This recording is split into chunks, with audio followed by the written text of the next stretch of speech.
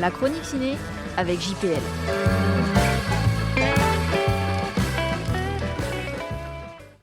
La chambre de Mariana. Drame lumineux. Drame historique français, belge, hongrois, israélien et portugais réalisé par Emmanuel Finkiel. Il en aura fallu du monde pour réaliser cette adaptation du roman éponyme d'Aaron Appelfeld. Mais force est de constater que ces 131 minutes constituent un des plus beaux films de ces 4 premiers mois de 2025. 1943, Ukraine, Hugo a 12 ans. Pour le sauver de la déportation, sa mère le confie à son amie d'enfance Mariana, une prostituée qui vit dans une maison close à la sortie de la ville.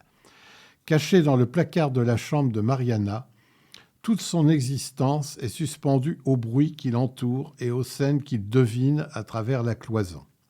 Après La douleur, en 2018, Finkiel redonne un premier rôle absolument bouleversant à Mélanie Thierry, formidable.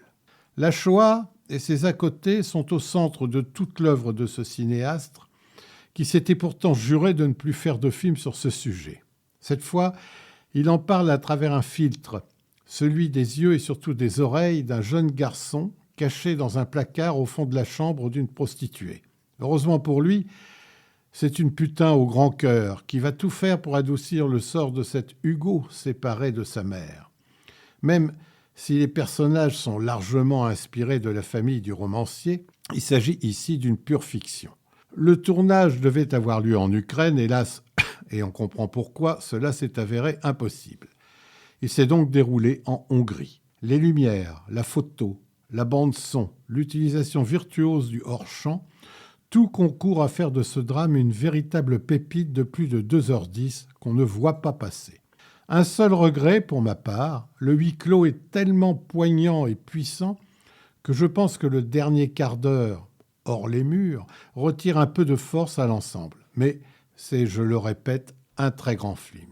Je l'ai dit tout à l'heure, Mélanie Thierry, qui a appris pendant 2 ans la langue ukrainienne pour ce rôle, est tout simplement formidable. Elle trouve dans le jeune Artem Kirik un partenaire de choix.